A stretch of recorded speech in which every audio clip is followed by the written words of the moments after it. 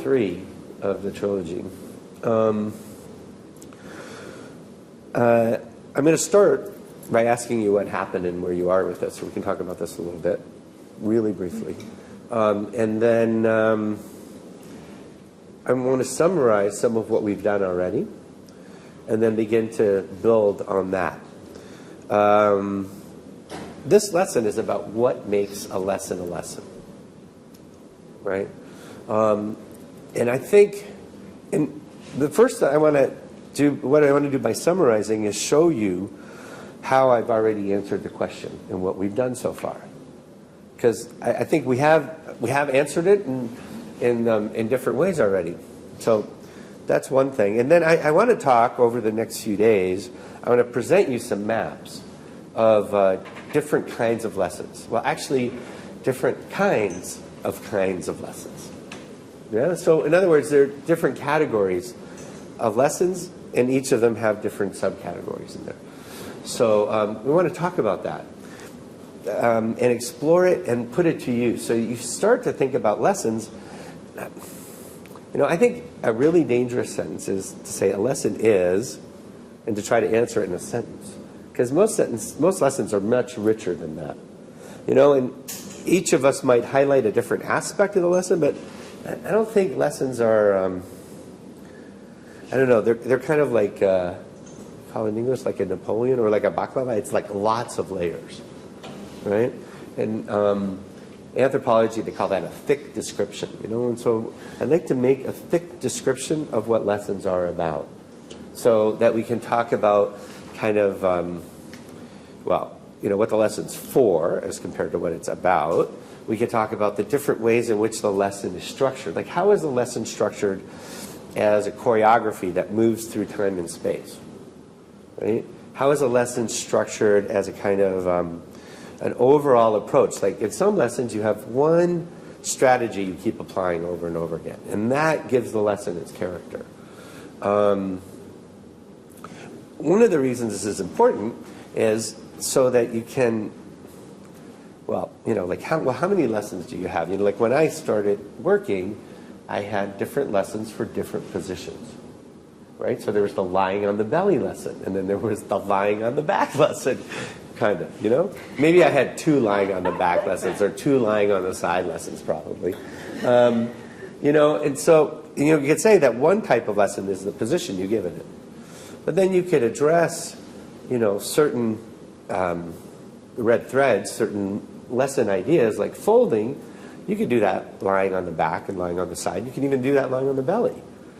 So once you have an idea for a lesson and you can multiply it by positions, well, we have lying on the side, lying on the back, lying on the belly, praying to the table god, kneeling over the table, sitting, right?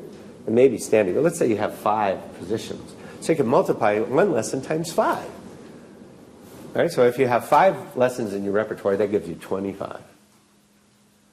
But if you could say that there are different ways that you could tell the story of that lesson of folding, lying on the side, that there, you know, just like we have romance novels and mystery stories and travelogues, you could say that there are different ways that the story could unfold.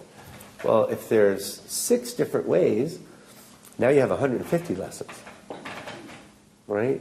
And if the way the story could be told over time and space could also be different, and there's 6 of those, you have 900 lessons. Yeah, and you started out with 5. Right? So the lessons you can give multiplies. So this is about your repertoire and understanding how to be creative, because, you know, being a practitioner isn't about giving a lesson. It's about giving a series of lessons. And understanding these differences also will help you understand how a series works. And we'll talk about that a little bit, because I think inherent in the series of lessons is Moshe's implicit idea of pedagogy. So inherent in the series of lessons is Moshe's implicit pedagogy. Implicit, unspoken pedagogy, idea of how you facilitate other people's learning. And so, like, I mean, we've talked about some about a lesson, you know, and we will talk about what makes a lesson, but part of what makes a lesson is the context in which it sits. You know what I mean by that? The series. And what role it plays in the series. Now, you know, that has an odd history in our methodology, because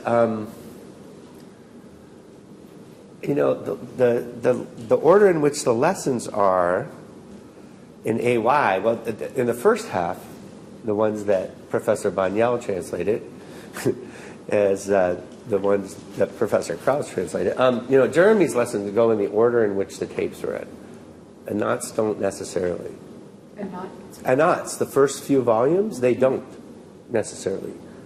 They go in the order in which maybe she thought they should go in. I'm not saying that that's wrong, but it's not clear what order he taught them in. And maybe she has a better idea of how he thought about it later. You know, but the thing is that I think the order is really important. Because I don't think Moshe just taught, I mean, he had a group there. He was looking at people over time. And just like he would tweak the lesson to improve its, you know, its efficacy, I think that as he watched people over time, you know, whether, I don't know, did he have I don't know if he had the whole series planned out ahead of time, or he just came up with the next lesson thinking about where he wanted to go. I don't know that, but he was responding to the people in the room. And I think there's some idea in these series, especially the ones he's taught, like, you know, over and over again, and that he played with in different contexts. You know, there are these series. And then there's also the goulash approach, or, you know, the lessons that he taught at almost every workshop, like coordinating flexors and extensors in one form or the other. Right? The greatest hits. Anyways, part of understanding a lesson is understanding where it fits in the series and how it works. And in talking about different kinds of lessons and being able to see the choreographic structure and the dramatic structure and the thematic structure of a lesson means you're going to have a greater understanding of what you can expect from a lesson and how it fits with someone's learning over time. Thinking this way will help you, I hope, understand the structure of lessons better, which means you'll be able to take the ATM lessons as basis for FIs. And you know, there's what, 550 of those. You want to do the multiplication there? You're going to die before you could do all of the possible permutations. Right? So you don't have to worry about running out of lessons. Being able to select them, right? Being able to generate them, being able to keep your ideas fresh and being able to fit the person that you're working with, you know, means you need this way of, the kind of the understanding of the grammar and the syntax of lessons, or whatever you want to call that. Okay? So there are, this segment's going to be like the first segment. And that there are lots of, you'll learn new maps. You know, and they'll build on the ones that we've already had. But you'll learn a couple of maps that we haven't talked about yet. And we'll play with them so that you'll be able to have some facility as you know, using the map. Because you can't tape the map to the windshield unless you don't plan on going anywhere. You know, but I mean, so it has to be something that you can use on the fly. And so we'll do some exercises where we'll stop and you can read the map and then go back and play some more. So get good at making the distinctions. That's important because distinctions make action possible. So what this segment is about your perceptions, the distinctions you can make about lessons, and what's behind the lesson or underneath the lesson, and how to understand that in useful ways. Part of it being useful means you don't have to think about it all the time. You know when to think about it, you know how to think about it, you know when to let it go. Because you can't, you know, in a way, as you'll see when we go on, you can decide at the beginning of the lesson that you don't know what the lesson is about, and the lesson will be about finding something out. Or you can decide you're going to have a lesson, and this is the plan, and it's going to be about learning this. You know, which this will be appropriate to the person that you're working with. But if you don't decide that at the beginning of the lesson, then, you know, halfway through it's kind of late, actually, because you don't have that much time, and you can't ask a lot of questions until you've decided what the lesson's going to be about. right? And the clearer you are about what the lesson is going to be about, the easier it is to test at the beginning if that's a good idea or not. So you don't go through three-quarters of the way through and you go, oh shit, I didn't see that, you know? So anyways, we'll talk about, what it means to have a strategy, which is finding out, what to do when you don't know what to do, and what it means to have an idea of what the lesson is about and how to proceed with that, and how that can be useful. But a lot of the decision-making about that, you have to do at the beginning. Right? And we'll talk about that. Like, in a way you could say, we're going to talk about the composition of a lesson. And though it doesn't sound very pretty, the only way to do that is to decompose them.